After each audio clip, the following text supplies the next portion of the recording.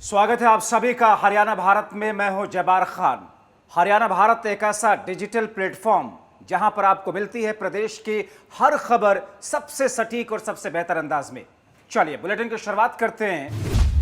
प्रदेश विद्यालय शिक्षा बोर्ड ने दोपहर 2:30 बजे 10वीं कक्षा का परिणाम जारी कर दिया। इस बार कोई भी टॉपर घोषित नहीं किया गया और न ही कोई विद्यार्थी फेल हुआ। परिणाम स्कूलों द्वारा दी गई इंटरनल असेसमेंट के आधार पर दिया गया।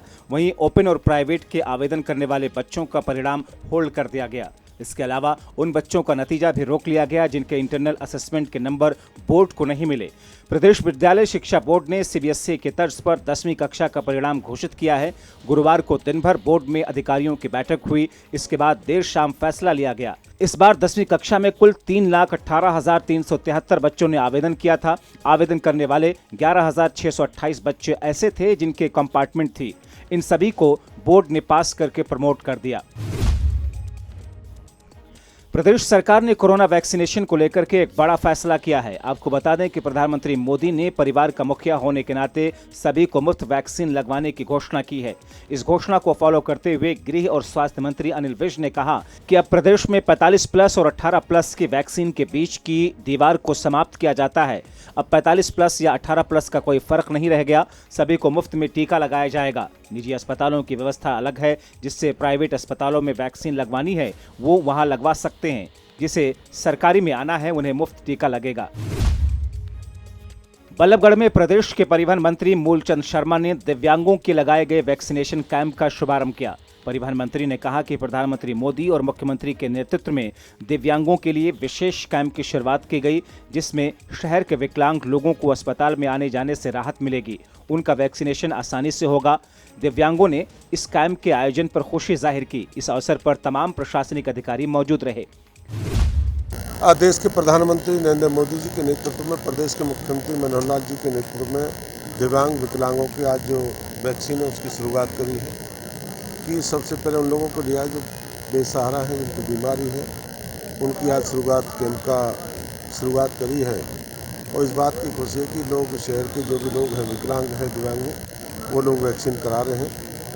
और उनको जो चलने में फिरने में बहुत बड़ी परेशानी है और शहर के मध्य में अग्रवाल धर्मशाला है, तो मैं आज इसका उद्घाटन करा है कि मैं इसको बहुत अच्छी पहल मानती हूँ।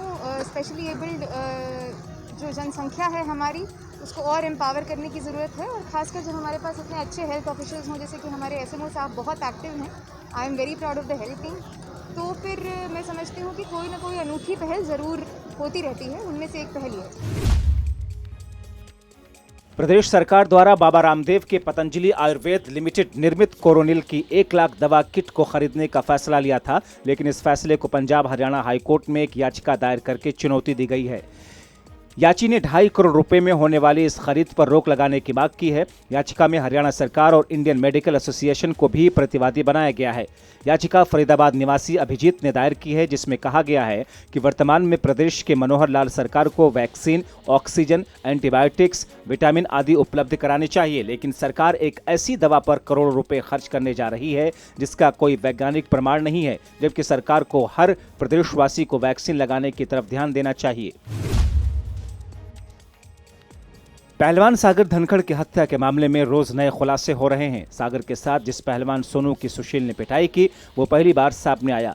इस केस को लेकर के सोनू ने कई राज से पर्दा उठाया। सोनू ने दावा किया कि सुशील के साथ उनका विवाद फ्लैट को लेकर नहीं था, क्योंकि उन्होंने मार्च में ही फ्लैट खाली कर दिया था। विवाद की असली वजह पहलवानों का स्टेडियम छोड़कर जाना था। सोनू का दावा है कि सागर धनखड़ पहलवानी जगत में अच्छा नाम कमा रहा था। सागर और उसके लगभग 30 से 35 साथी पहलवानों ने छत्रसाल स्टेडियम छोड़ करके नरेला में वीरेंद्र कोच के अखाड़े जाना शुरू कर दिया था।